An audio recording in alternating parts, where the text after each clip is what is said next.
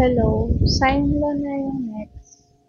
Two problems na lang tong sign law. Ang dami kasing ginawa. Gets niya naman agad ko yan. So, ito, ayan, ito, ano ba to? Madali to. Kasi on the spot siya. Ay, on the spot. Straight to the point. Yung triangle ABCA is equal to 40 degrees. Puro angle yung binigay dito. So, ito yan. Imagine nyo na lang yung triangle. May 40 degrees kung A. Yung B may 60 degrees. Yung A may 8 cm. So, walang C. Pinapahanap niya is side B. Ano ba katapat niya? Ito. Ito yung B. Then, ang ginamit ng formula is sine. So, we're asking to look for side B. So, side B. Ito yung gamitan ng formula. Side B times, sine pala yung sine angle B times side A over sine A. Huh? Oo. Sine 60 degrees, ayan. Yun yung angle niya.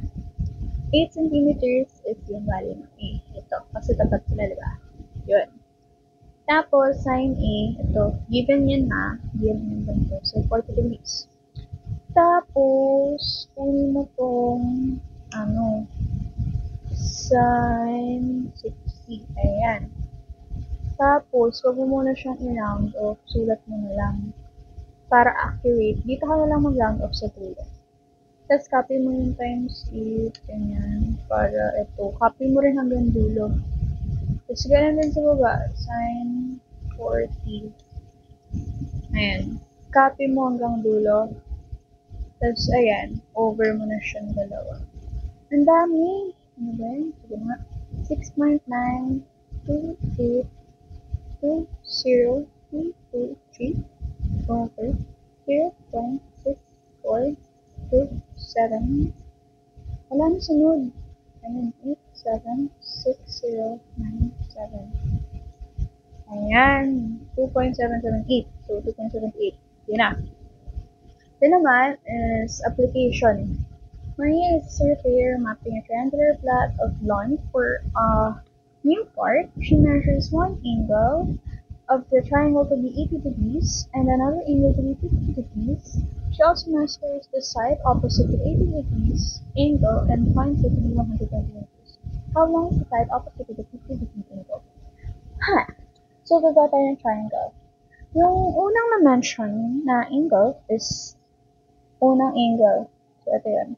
80 degrees. Kunyari A siya kasi first eh. Tapos may another angle siya, 50 degrees. So yun, kasi B na. Kasi pangalawa siya. Then, she also measures the side opposite of 80 degrees. Ano ba yun? Side na opposite ng 80 degrees. Ito yun. C, side A, 120 meters. And then, ayun na. Yun lang given niya. So, next, ang pinapahanap niya is how long is side opposite to 50 degrees angle. Ito yung 50 degrees, ito yung opposite side. So, pinapahanap niya yung side B.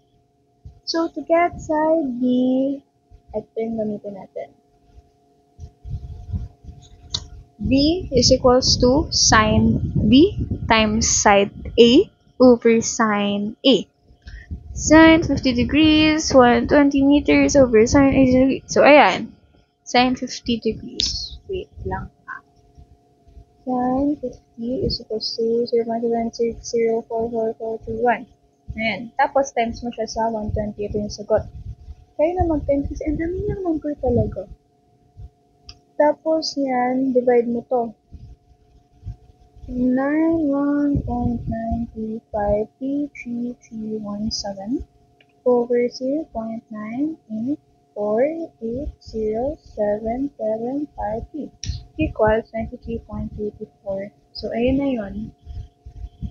Ang angle nito ay ang size, length pala niya ng side B natin is 93.34 meters. Ayun lang.